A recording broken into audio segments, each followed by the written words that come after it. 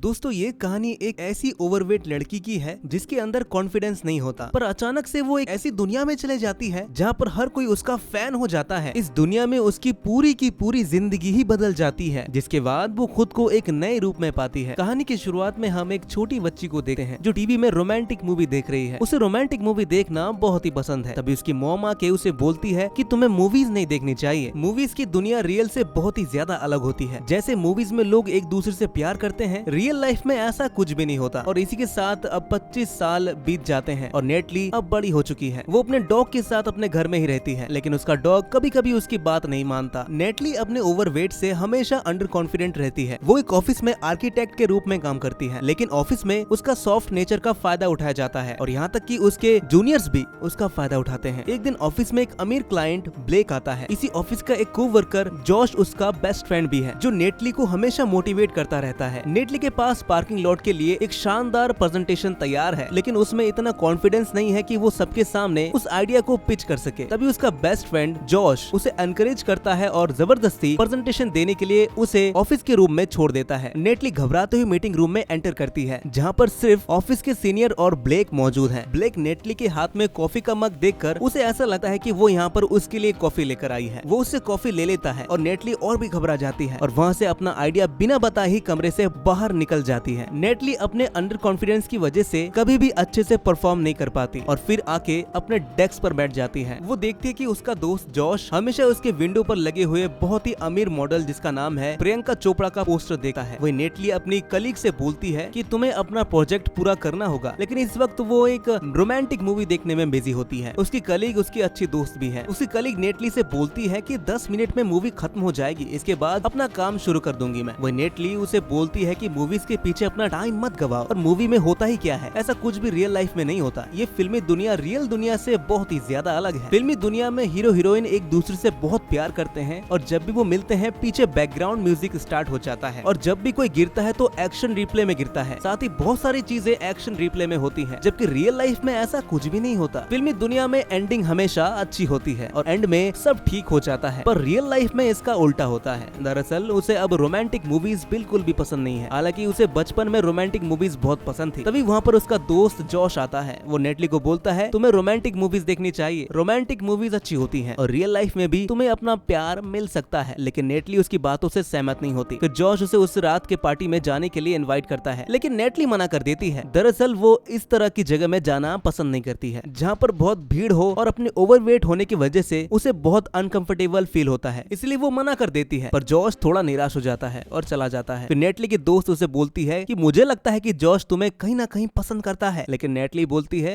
ऐसा कुछ भी नहीं है। वो हमेशा मेरे पास वाले विंडो पर लगे प्रियंका चोपड़ा के पोस्टर को देखता रहता है, उसे सिर्फ सुंदर मॉडल ही पसंद है। लेकिन उसकी दोस्त बोलती है तुम भी तो बहुत सुंदर हो। इसके बाद नेटली मेट्रो से अपने घर के लिए निकल जाती है। मेट्रो से निकलने के बाद उसे एक आदमी मिलता है। वो उसे बोलता है मैं तुम्हारे साथ कॉफी पीना चाहता हूँ। इससे पहले नेटली कुछ भी समझ पाती, वो आदमी उसका पर्स लेके वहाँ से भागने की कोशिश करता है, लेकिन नेटली उसे पकड़ लेती है और अपना पर्स उससे छुड़ाने की कोशिश करती है, लेकिन वो उस पर्स को छुड़ा नहीं पाती। फिर वो चोर उसे बोलता है मेरी छोटे बच्चे हैं और वो भूखे हैं, प्लीज मुझे अपना पर्स दे दो। नेटली उसकी बात से इमोशनल हो जाती है, इसलिए वो अपना पर्स छोड़ देती है। जिसके बाद वो आदमी हंसते हुए बोलता है कि मैंने तुमसे झूठ बोला। ये सुनकर नेटली को बहुत ज्यादा गुस्सा आता है और उसके टांगों के बीच में जोरदार लात मारती है, जिससे वो चोर नीचे गिर जाता है। फिर नेटली अपना पर्स लेकर भाग निकलती है, लेकिन भागते हुए वो एक खंबे से जाके टकरा जाती है और वहीं पर बेहोश होकर नीचे गिर जाती है। इसके बाद जब नेटली अपनी आंख खोलती है तो वो खुद को हॉस्पिटल में देखती है। फिर उसके पास एक डॉक्टर आकर बोलता है कि तुम तो बेहद सुंदर हो। ये सुनकर नेटली को बहुत अजीब लगता है, क्योंकि उसे फर्स्ट टाइम किसी ने सुंदर बोला था। वो यहाँ से जाने की कोशिश करती है, पर डॉक्टर उसे बोलता है कि तुम्हारे कपड़े खराब हो चुके हैं, इसलिए हमने तुम्हारे लिए नए कपड़े मंगवाए हैं। फिर थोड़ी देर बाद उसके कपड़े आ जाते हैं और उसे पहनकर वो हॉस्पिटल से बाहर निकल जाती है। वो देखती है कि न्यूयॉर्क की सड़कें पूरी तरह से बदल चुकी हैं, क्योंकि पहले सड़कें गंदी रहती थी, लेकिन अब बिल्कुल साफ सुथरी है। उसके आसपास से कई लोग गुजरते हैं और उसे ब्यूटीफुल बोलते हैं। साथ में उसे मूवी के जैसे बैकग्राउंड म्यूजिक भी सुनाई देता है, पर उसे कुछ समझ नहीं आता कि ये सब आखिर हो क्या रहा है। फिर जब वो रोड क्रॉस करती है तो एक बहुत ही बड़े गाड़ी से टकरा जाती है। उस गाड़ी से एक लड़का बाहर निकल के आता है और वो कोई और नहीं बल्कि उसकी ऑफिस का ही क्लाइंट ब्लेक था, जिसने नेटली को ऑफिस में काम करने वाली लड़की समझ लिया था और उसके हाथ से कॉफी का मग भी ले लिया था। वहीं ब्लेक नेटली से बोलता है तुम बहुत ही सुंदर हो, इसलिए शायद ड्राइवर का ध्यान भटक गया होगा, आओ मेरे साथ, मैं तुम्हें तुम्हारे घर तक छोड़ देता हूँ। फिर वो नेटली को लिफ्ट देता है और उससे घर के बाहर छोड़ देता है। फिर ब्लेक अपना फोन नंबर उसे देते हुए बोलता है मुझे उम्मीद उम्मीद है कि तुम मुझे कॉल जरूर करोगी। ये बोलकर वो वहाँ से चला जाता है। इसके बाद वो अपने अपार्टमेंट में आ जाती है और देखती है कि उसका अपार्टमेंट कितना सुंदर लग रहा है। वो ये देखकर हैरान रह जाती है। जो हमेशा से गंदा रहता था उसे लगता है कि कोई शायद मेरे साथ प्रैंक कर रहा है, इसलिए वो बोलती है जो कोई भी ये कर रहा है वो बाहर आ जाओ प्लीज, पर कोई भी बाहर नहीं आता। इसके बाद वो अपने डॉग को आवाज देकर पुकारती है। उसका डॉग बाहर आता है। वो अपने डॉग से बैठने के लिए बोलती है तो वो बैठ जाता है। आज पहली बार उसके डॉग ने उसका कहना माना था। फिर वो अपने बाथरूम में जाती है और एक आदमी को देखती है जो उसका नेबर हुआ करता था और जो उसे बिल्कुल भी पसंद नहीं करता था, लेकिन अब वो नेटली से बहुत ही अच्छे से बात करता है। वो आदमी उसे बोलता है हम बहुत अच्छे दोस्त हैं, पर नेटली को उसकी बातें कुछ समझ नहीं आती। नेटली उसे बोलती है मुझे ऑफिस जाना है। वो बोलता है मैं तुम्हें ऑफिस छोड़ दूंगा। इसके बाद वो नेटली को ऑफिस छोड़ने के लिए निकल पड़ता है, लेकिन नेटली को अब भी चारों तरफ बैकग्राउंड म्यूजिक सुनाई दे रहा था। उसे ऐसा महसूस होता है कि वो किसी मूवी के अंदर है। फिर वो अपने ऑफिस पहुंचती है जहाँ पर उसकी दोस्त जो कि उसकी असिस्टेंट भी है सीधे उससे जाके बात करने लगती है, लेकिन वो उससे अच्छे से बात नहीं करती जैसा कि मूवीज में होता है जहाँ पर दो कलीग एक दूसरे को पसंद नहीं करते हैं। अब उसकी दोस्त भी उसे पसंद नहीं करती है, वो उससे बुरा सलूक करती है। तभी वहाँ पर जोश आता है और उससे अच्छे से बात करता है, जिससे वो बहुत खुश हो जाती है और जोश को बताती है कि ऐसा लग रहा है कि मैं पैरेलल वर्ल्ड में आ चुकी हूँ। अब मेरे साथ कुछ ऐसा हो रहा है जैसा बिल्कुल मूवीज में होता है। जोश उसे बोलता है कि अगर यही बात है तो मैं तुम्हारी बात मान सकता हूँ। फिर उसके बाद वो जोश के साथ किसी पार्क में जाती है जहाँ पर वो देखती है कि एक लड़की के गले में कुछ अटका हुआ है, तो जोश उसकी मदद करता है। पर जब वो लड़की पलटती है तो जोश देखता है कि ये तो वही मॉडल प्रियंका चोपड़ा है, जो जोश को थैंक यू भी बोलती है और वो बोलती है कि क्या तुम मेरे साथ कॉफी पर चलना चाहोगे। ये सुनकर जोश बहुत ही खुश हो जाता है, लेकिन नेटली उसे जाने से रोकना चाहती है, पर वो बोलता है कि ये मौका मुझे दोबारा नहीं मिलेगा और वो प्रियंका चोपड़ा के साथ कॉफी के लिए निकल जाता है, जिससे नेटली को बहुत ज्यादा गुस्सा आता है और नेटली गालियां देने लगती है। लेकिन मूवीज में जैसे गालियों को म्यूट कर दिया जाता है, उसकी गालियां भी वैसे ही म्यूट हो जाती हैं और तभी उसके आसपास जितने भी लोग होते हैं वो सब डांस करने लगते हैं। वो समझ जाती है कि मैं किसी ऐसे दुनिया में हूँ जो पूरी तरीके से एक फिल्मी दुनिया है और वो अब इस दुनिया से अपनी रियल वर्ल्ड में जाना चाहती है। इसलिए वो सबसे पहले उसी मेट्रो स्टेशन में जाती है जिस खंबे से टकराकर वो बेहोश हो गई थी। वहाँ पर नेटली को वही चोर मिलता है जो उससे उसका पर्स छीनने की कोशिश कर रहा था। नेटली उसे बोलती है कि तुम मुझसे कल मेरा पर्स छीनने की कोशिश कर रहे थे ना। ये सुनकर वो आदमी वहाँ से भाग जाता है। वही नेटली अब इस वर्ल्ड से अपनी रियल वर्ल्ड में जाना चाहती है क्योंकि यहाँ पर वो बहुत परेशान हो गई है। जिसके बाद वो डिसाइड करती है कि मैं ट्रेन के आगे आकर जान दे दूंगी। इससे पहले कि वो कूदती उसके सामने पुलिस वाला आकर उसे छुड़ाकर वहाँ से पुलिस स्टेशन ले जाता है। यहाँ पर नेटली के पास किसी का नंबर भी नहीं था। तभी अचानक उसे याद आता है कि मुझे ब्लेक ने अपना नंबर दिया था। फिर वो ब्लेक को कॉल करती है और उसके बाद ब्लेक उसे लेने के लिए आ जाता है। दोनों फिर पुलिस स्टेशन से बाहर आते हैं और नेटली ब्लेक को बताती है कि मैं इस दुनिया से नहीं हूँ, मैं दूसरी दुनिया से हूँ, ये मेरी दुनिया नहीं है। लेकिन ब्लेक उसे बोलता है कि ये सब तो मुझे नहीं पता, पर तुम बहुत ही सुंदर हो, तुमने मुझे कॉल किया इसके लिए थैंक यू। तभी ब्लेक के डैड का कॉल आता है। ब्लेक अपने डैड से बात करने के लिए साइड में चला जाता है, जिसे नेटली को बहुत ही गुस्सा आने लगता है और तभी अपने आप बैकग्राउंड म्यूजिक बजना स्टार्ट हो जाता है। जिसके बाद नेटली समझ जाती है कि ये एक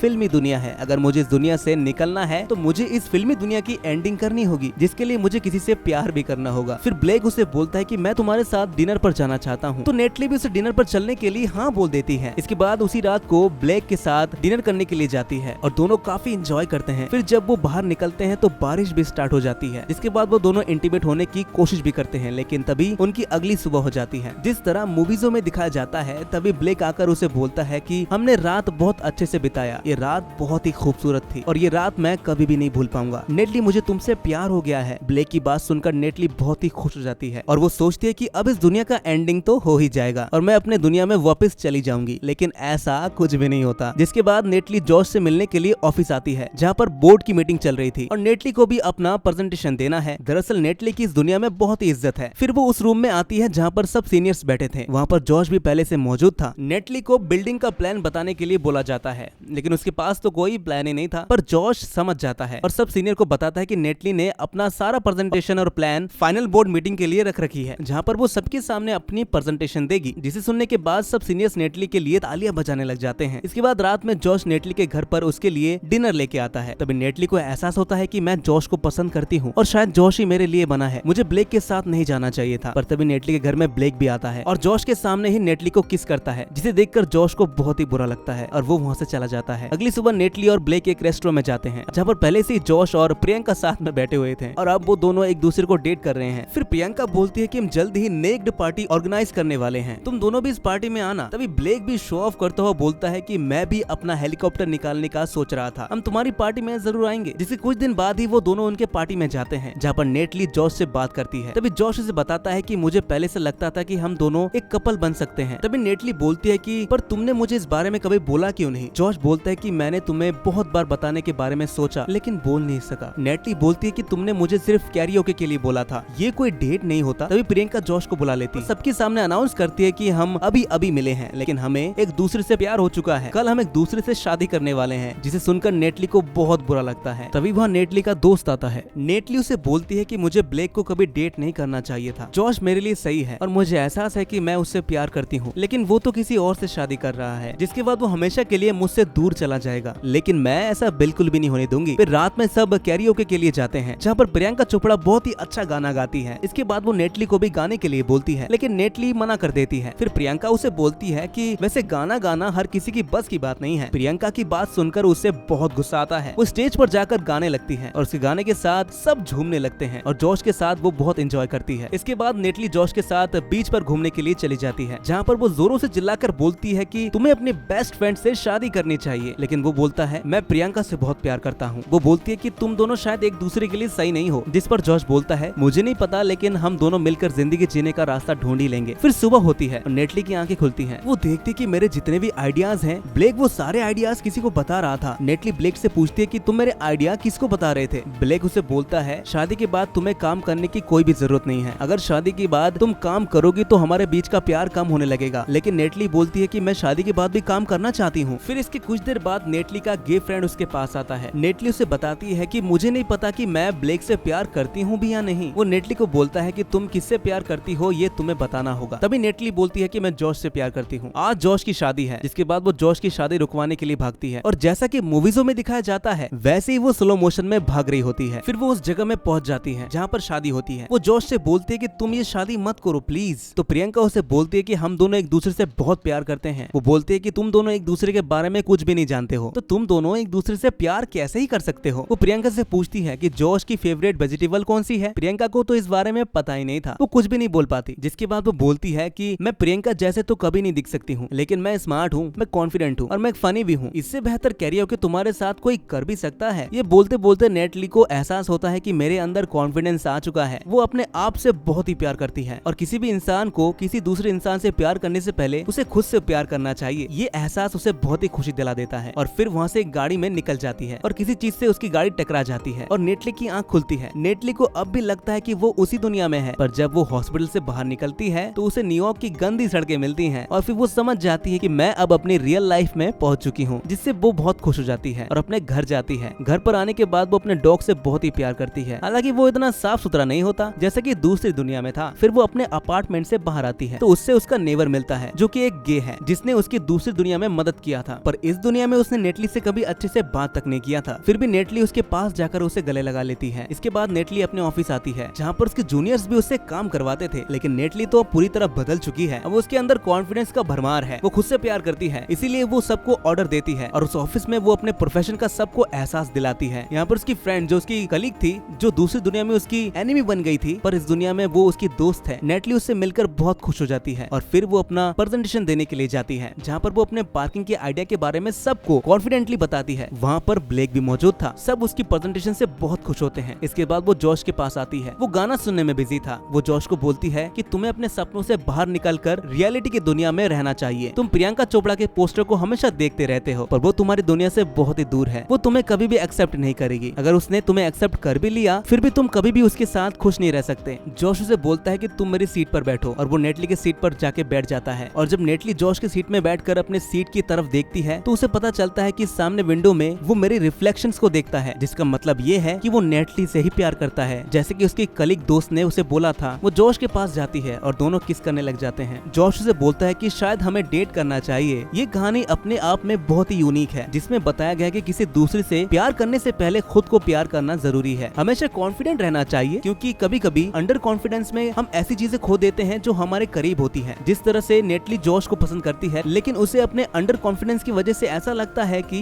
जॉश उसे कभी भी एक्सेप्ट नहीं करेगा, जबकि सच्चाई तो ये थी कि जॉश उसे हमेशा से पसंद करता था। और जब नेटली के अंदर कॉन्फिडेंस आया तो उसने सब जॉश को बता दिया। इसी के साथ ये मूवी यहीं पर खत्म हो जाती है। तो दोस्तों कैसी लगी आपको ये कहानी कमेंट में जरूर बताइएगा और ऐसी अजब गजब मूवीज के लिए हमारे चैनल को सब्सक्राइब जरूर करिएगा।